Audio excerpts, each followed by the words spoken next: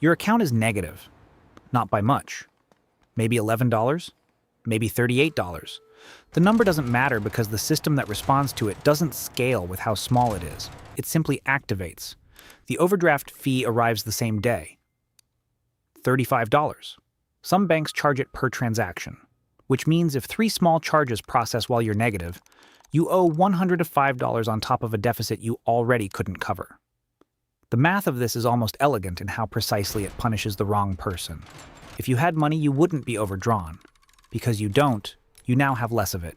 You try your card at the gas station. It declines. You try again. There's a line behind you. You're running arithmetic in your head that you can't finish fast enough, and the card keeps declining, and everyone is watching. This is what financial stress actually feels like. Not dramatic, not cinematic. Just a card declining at a gas station while you calculate whether yesterday's transfer was enough. The bank offers overdraft protection. What this means is that instead of declining the transaction, the bank covers it and charges you $35 for the service of not embarrassing you. Banks collected over $7 billion in overdraft fees in a single recent year. The majority came from a small percentage of accounts, the same people, paying repeatedly.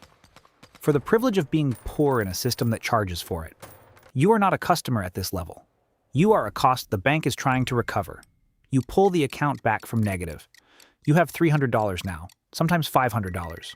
Occasionally $800 before rent drops it again. You are not overdrawn. You are something slightly better than overdrawn. The monthly maintenance fee arrives, $12. Automatically withdrawn because your average daily balance didn't meet the minimum threshold. The minimum is usually $1,500. If you had $1,500 sitting untouched, the fee would disappear.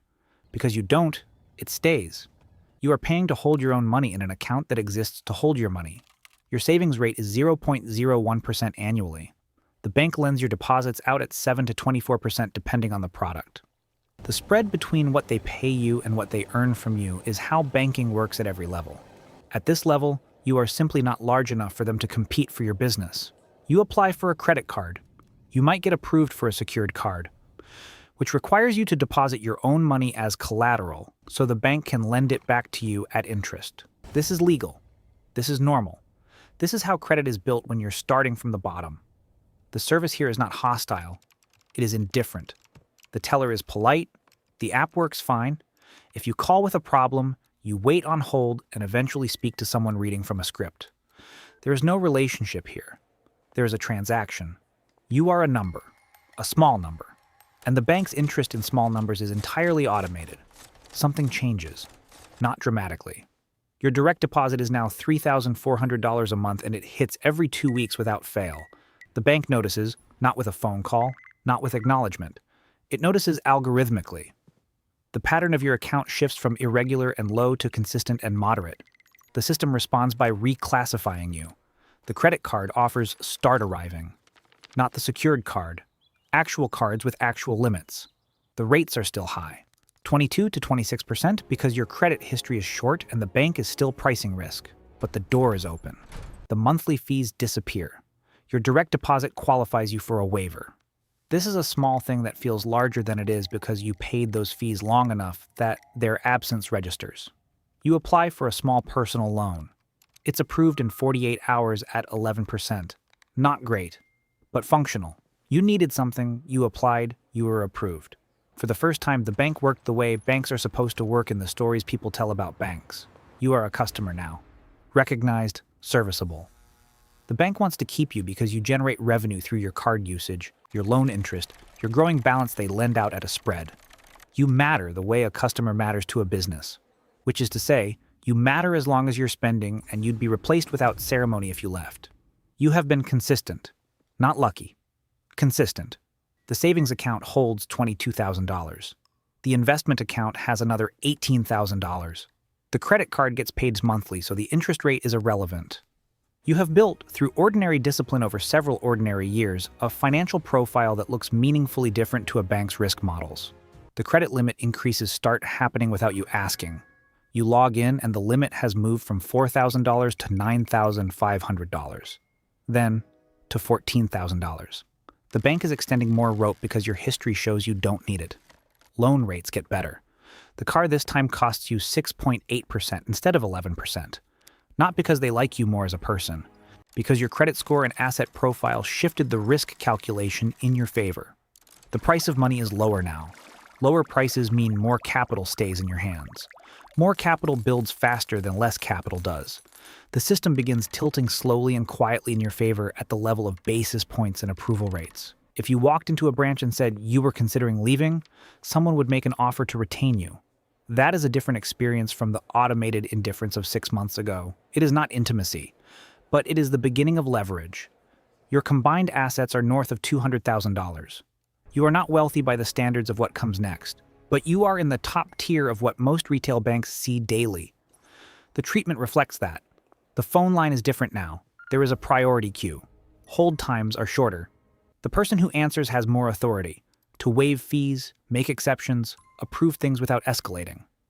When something goes wrong, and something always eventually goes wrong, the resolution is faster because the person handling it has actual tools. A dedicated banker is sometimes assigned, a named contact, someone who emails directly and calls to check in. It sounds like a relationship, and in some ways it is, though it exists inside a commercial frame. They are attentive because their performance is measured partly on retaining accounts at your level. Understanding that doesn't make the access less real. Pre-approved products start arriving, mortgage pre-qualification, premium cards with real rewards. The institution is beginning to compete for your future business. They are thinking about what you might become and pricing their offerings accordingly. You are a preferred client, named, known, flagged in the system as someone worth protecting. Your investable assets cross $500,000. The bank stops being a place you visit and becomes a service that comes to you. Wealth management is offered. Financial planning, investment advisory, tax coordination, estate planning guidance, packaged into a single relationship. The conversations change texture. You are no longer being sold consumer products. You are being consulted. Someone is asking about your goals, your timeline, your risk tolerance, your family situation. The motivation is commercial. The experience is personalized. Both things are true at the same time. Loan approvals move faster. Paperwork is lighter. Rates are better. When a wire transfer goes sideways or a fraud alert freezes an account you need immediately, the problem is resolved in the same conversation. No callbacks, no scripts. Someone with actual authority handles it in real time because your account warrants that level of response. You are an asset to the bank now, not a customer. An asset. The language in the internal system is different, the protocols are different, the experience is different, and the distance between this and the account that was charged $35 for being $11 short is not a matter of better service. It is a different institution operating inside the same building. Above $5 million, the bank begins offering things that are not publicly advertised, products that don't appear on the website, rates that aren't posted on any board, access to investments unavailable to retail customers because they require minimum commitments or relationship history that most people never accumulate. The interest rate on your mortgage is lower than anything someone in month 3 of building their credit would be offered. Not slightly lower, meaningfully lower. Enough over the life of a loan to represent tens of thousands of dollars in difference. Your advisor is not a generalist. They are a team, one handling investments, one handling tax strategy, one handling estate and trust structures. They coordinate. They meet with you quarterly in a room that doesn't look like the room where people wait to ask about overdraft fees. The room has better chairs. The conversation has different stakes. The rules that govern retail banking, the minimums, the waiting periods, the approval timelines, the fee structures, apply differently to you now. Not because the laws changed, because the bank's internal policies have discretion built in, and that discretion is exercised in favor of accounts that generate significant revenue. At the top, you don't have a banker, you have a private banker, a person who manages fewer than 20 relationships, who knows your children's names, who knows what you're trying to build and what you're trying to protect, who has direct access to the decision makers inside the institution, who can arrange what no standard product menu would ever capture. The interest rate on a loan is negotiated, not published. Documentation that would take a retail customer 2 weeks is handled internally in 48 hours. Fees that technically apply are routinely waived without being asked. Exceptions that require manager approval are approved before the manager is formally consulted. The system that was automated and indifferent at the beginning is now human, attentive, and oriented toward yes. You are not a client at this level. You are a relationship.